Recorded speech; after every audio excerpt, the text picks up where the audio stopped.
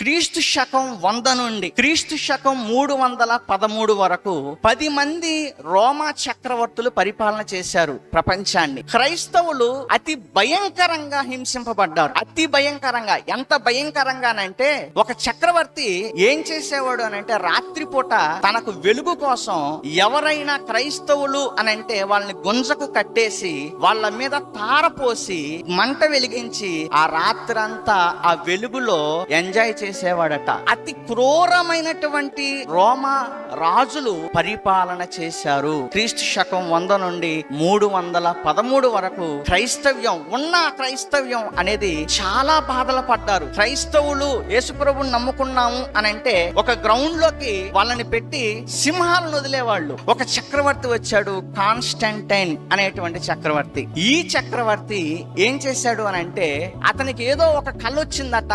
CR అనేటువంటి ఒక గుర్తుతో ఇదిగో నువ్వు వెళ్తే నీకు అన్ని విజయాలే అనేటువంటి ఒక కళ రావటం, నిజంగానే అతను ఆ గుర్తుతో మరి యుద్ధాలు చేయటం, మరి అనేకమైనటువంటి రాజ్యాలు తన హస్తగతం అవటం, ఇదంతా కూడా కాన్స్టంటైన్ కాలంలో జరిగితే అతను క్రైస్తవుడిగా మారిపోయి తొలి రోమా క్రైస్తవ చక్రవర్తిగా ప్రకటించుకున్నాడు కాన్స్టంటైన్. ఇతని కాలంలో క్రైస్తవులకి కాస్త ఊరట వచ్చింది.